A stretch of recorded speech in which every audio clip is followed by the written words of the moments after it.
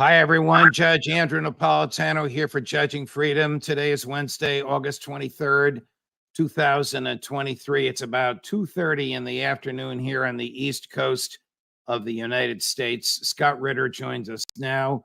There is, of course, breaking news at this hour that the entire Western media seems to be focused on, and that is the belief that Yevgeny Prigozhin, the leader of the Wagner group, the leader of the purported, attempted, aborted, whatever you want to call it, coup against President Putin earlier this summer, has been killed in a plane crash. There were other reports that there were two planes carrying the Wagner leadership, and Mr. Prigozhin was in the other plane. There's a report that the plane was taken down by an explosion of some sort. Was it a missile? Was it a bomb? Was it a malfunction? We will get to all of this as best we can. And of course, as breaking news develops, we'll give it to you. But who better to discuss the Russian mentality, the Russian concerns, the Russian military, the power of President Putin, the inner workings of the power groups at the Kremlin, than a man who spent much of his adult life studying at Scott Ritter. Scott, thank you for joining us. What do you see as the probable and likely, more likely than not, scenario here? Well, as somebody who was in the intelligence business, I learned a long time ago that you don't call something dead till you actually have eyes on the target, see the dead body, and confirm it. We learned that lesson in the Gulf War regarding Scud missiles, both in terms of Patriots not shooting them down and our aircraft and Delta Force not killing them on the ground. Having said that, if Yevgeny Prigozhin was alive, if Dmitry Utkin was alive, there would be, I believe, positive communication that would have been made with either one of those individuals at this point in time, and people would be saying, no, we're in contact with them. The fact that people closest to Prigozhin are saying no comment, and then according to some sources confidentially telling others that we don't have any contact with him, suggests that more likely than not he was on that airplane. But again, until you see the body, I wouldn't confirm it dead. Gary, can you put up the B-roll of the crash? Now that's the crash. Would be almost inconceivable that anyone could have survived that. It's theoretically possible, but it's pretty devastating. The plane itself seems to be consumed by fire. This is from a Russian television station, the camera folks of which rushed to the scene. We also have a video of the plane coming down. We obviously don't have a video of what caused it to come down. Can we go to the plane coming? Пиздец, это беспилотник. Сбили, бабахнуло в 2 раза, взорвалось, падает. Ты посмотри, падает. Purports to be the plane, or that purports to be the plane itself coming down in a field somewhere outside of Moscow. The plane was flying from Moscow to St. Petersburg, and apparently on the plane with Mr. Prigozhin, let's put this picture up, was not only Prigozhin, but the actual military commander, the guy who helped found, you can get that picture up, guys, the guy who helped found the Wagner group and who does the military commanding with Prigozhin. A little scary looking there, but that's... I'll just say that the photograph on the left is not Utkin. That's not him. It was put up there by anti-Putin people because the man has SS runes tattooed on his shoulders. Utkin is the guy on the right with the circle around his head, a heavily decorated Special Forces veteran of the Russian army. But the man on the left, the scary-looking bald dude with the Nazi runes, is not Utkin. That's information. Yeah, that's good to know and much appreciated, Scott. Would the Vladimir Putin you've studied and analyzed and interpreted have caused this plane to come down by having the military shoot at it? Let's put it this way. Putin called the actions of June 23rd, 24th treason, and there's a penalty for treason. Putin also negotiated a settlement to prevent the potential or possibility of a civil war that would have killed thousands. That had Prigozhin basically taking exile in Belarus. But Prigozhin has been traveling freely back and forth, basically violating the terms of his parole. During the St. Petersburg Africa summit, Prigozhin was holding a shadow summit, meeting with African leaders, negotiating deals with Wagner behind the scenes. He was negotiating deals to sell food, which is what made him a billionaire, or negotiating deals that purport to be in behalf of the Russian government, which he does not represent.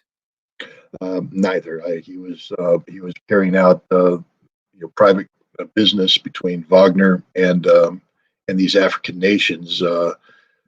One would believe in concert with Russian foreign policy objectives, which at that summit were to provide necessary security assistance. But the point is, he was in St. Petersburg, where he's not supposed to be. He was banished to Belarus. Vladimir Putin gave a very interesting interview several years ago when someone said, can you forgive? He said, yes, except for one thing: betrayal. Prigozhin betrayed Putin. Here's that very interview, Scott. I'll voice it over because it's in Russian with English subtitles. Are you able to forgive Putin? Yes, but not everything. What is impossible to forgive? Putin. Betrayal. You were also harsh about betraying you in life. Well, you know, I didn't want to talk about it, but I can't really welcome the idea that I've had to deal with any kind of serious event that could be called a betrayal. No such maniac in my life. Afraid, are you? It's hard to say. Maybe I picked the people, the right people, the people who aren't capable of that. Let's just run the very beginning again, Gary. Are you able to forgive Putin? Yes, but not everything. What is impossible to forgive? Putin. Betrayal. All right, back to Scott. So there it is. I mean, that's the core of the man. It's not even the core of the man. It's the core of almost any leader. You know the line from Shakespeare. I think it's Shakespeare. When you strike at the king, you must kill him. Yeah. Prigozhin,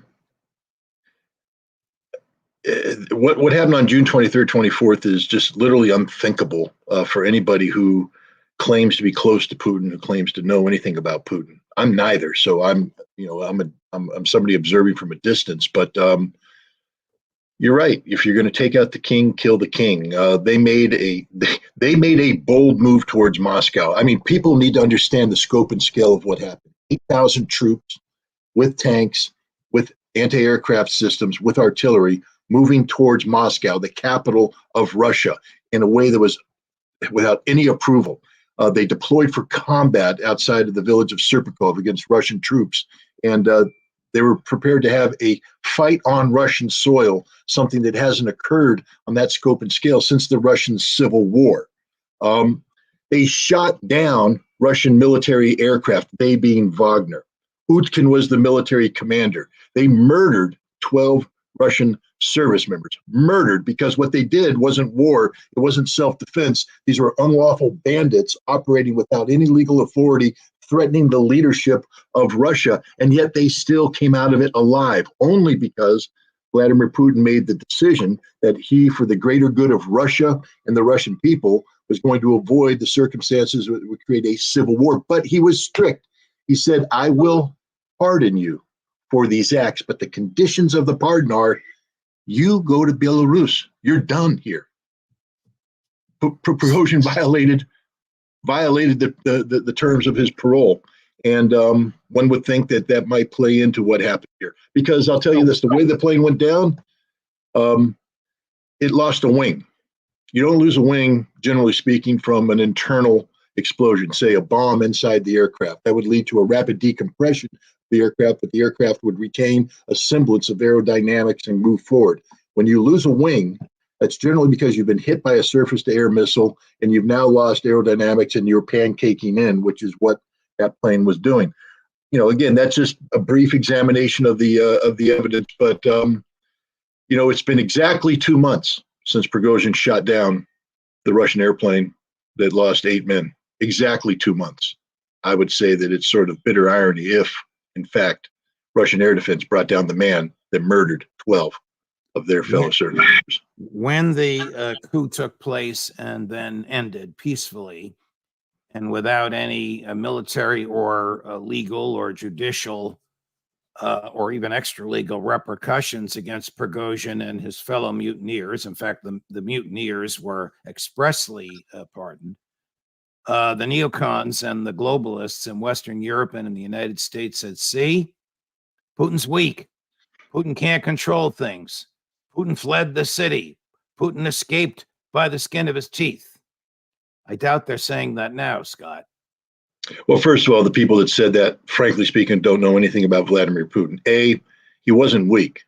But I did an interview with a guy, Vladimir Solovyov. He's a very powerful media figure in Russia. You can hate him, you can love him, you can be indifferent about him, but you can't ignore the fact that he's one of the most influential, media forces in Russia. And he's met Putin, and I asked him, tell me about Putin. He said, well, the thing about Putin, he said, is he listens. He listens to everybody. And then he thinks, he contemplates. And when he takes a decision, when he acts, he does only for the benefit of Russia and the Russian people.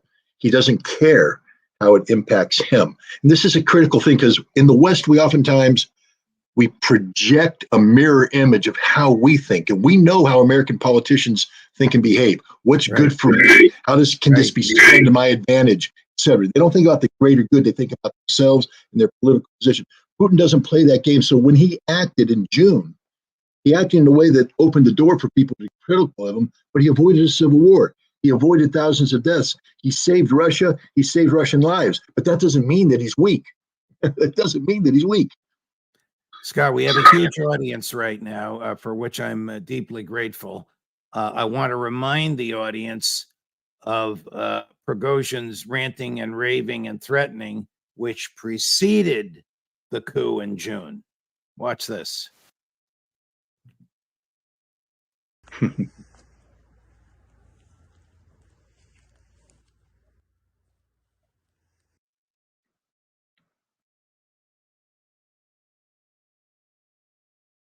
Yeah. Вот это вот парни ЧВК «Вагнер», которые погибли сегодня. Еще кровь свежая. Сними всех.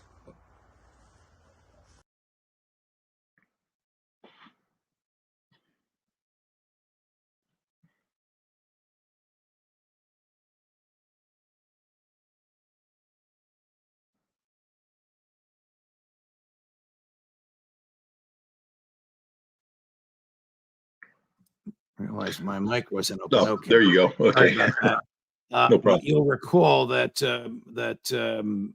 Prigozhin threatened Defense Minister Shoigu and said he wasn't interested in the defense of the homeland and didn't know how to wage a war.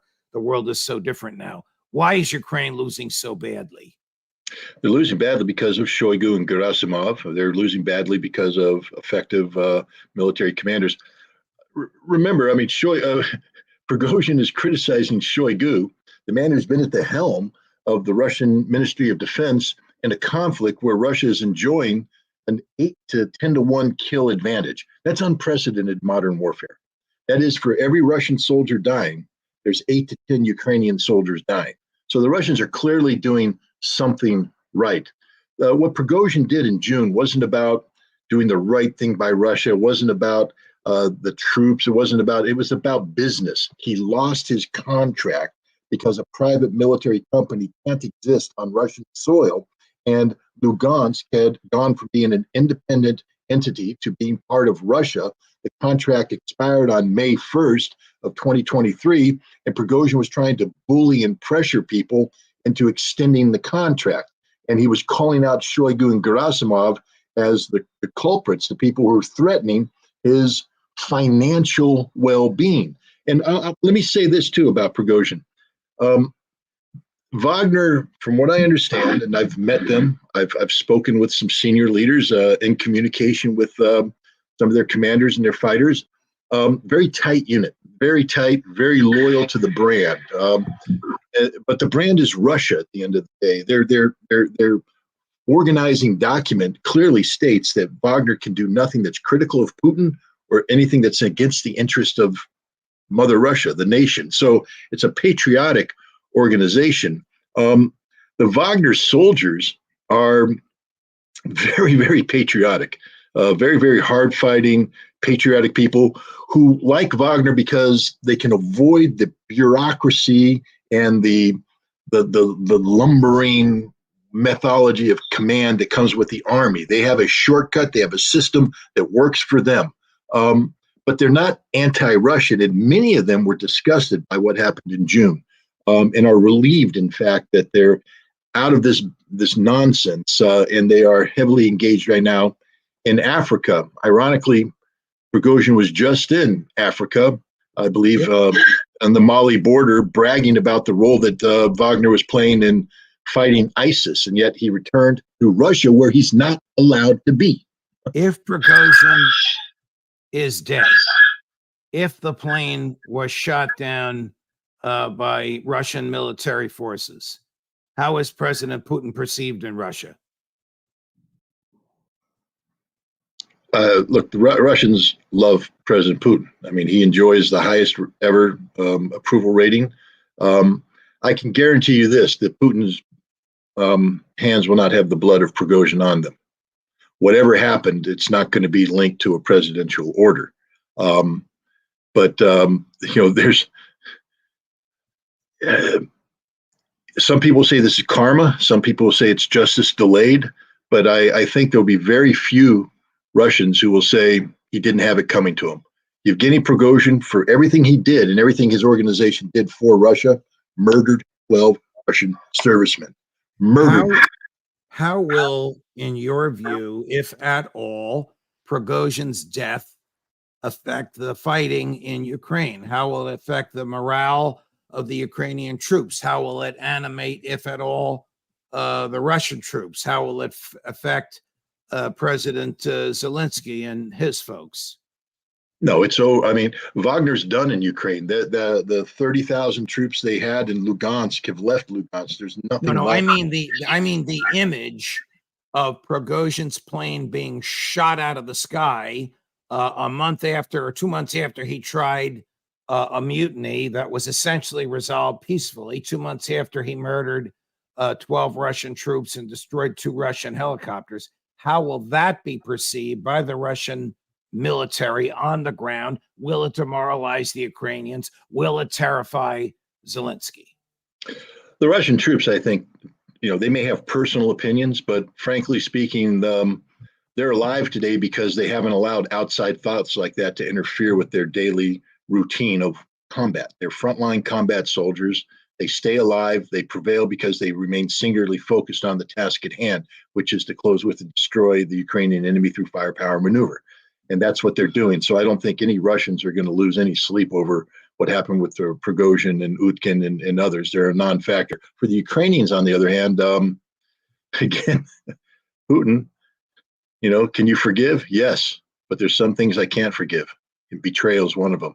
Remember, we're dealing with the Ukrainian president signed a peace agreement back in March of, had his government signed a peace agreement back in March of 2022 that could have ended this war and saved tens of thousands of Russians' lives, hundreds of thousands of Ukrainian lives, and Zelensky betrayed Russia by ripping that up and walking away. That's a betrayal, and Zelensky will pay a price eventually. Does the death of Prigozhin shorten the war? Not at all. Prigozhin was out of the war. He was done. Prigozhin's, Wagner was exclusively engaged in combat operations in Africa and in training Belarus forces. And I'll point this out.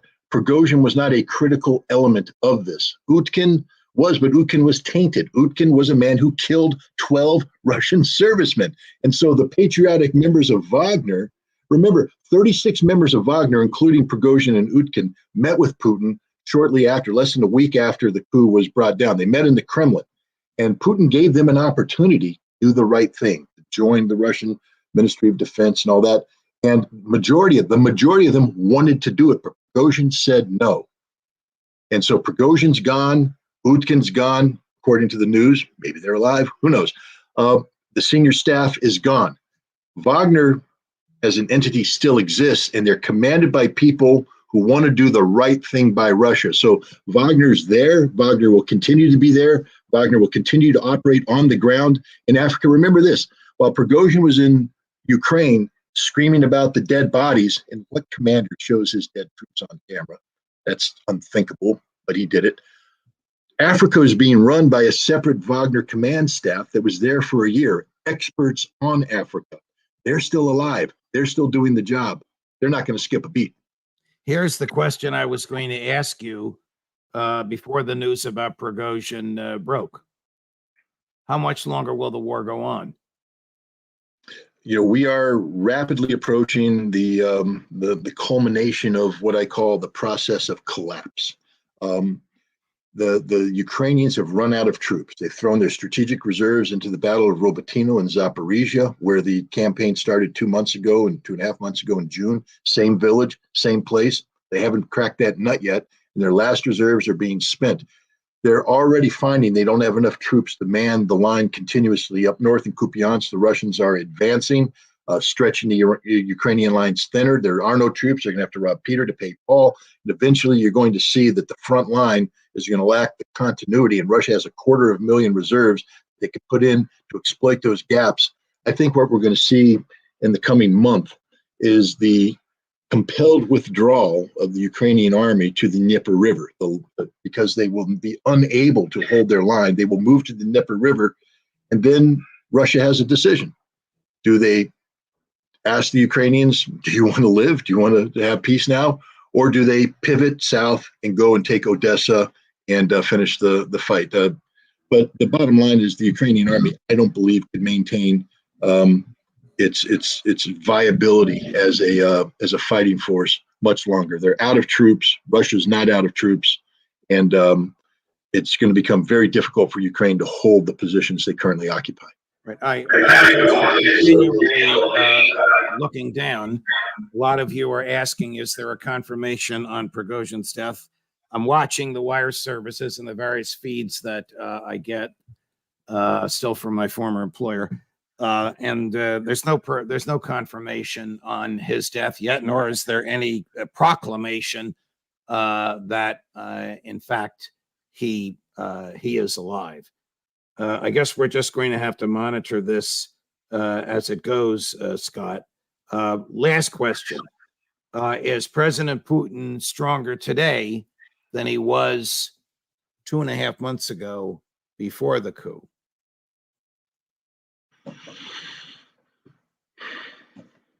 Yes, because Wagner was a problematic entity at that time.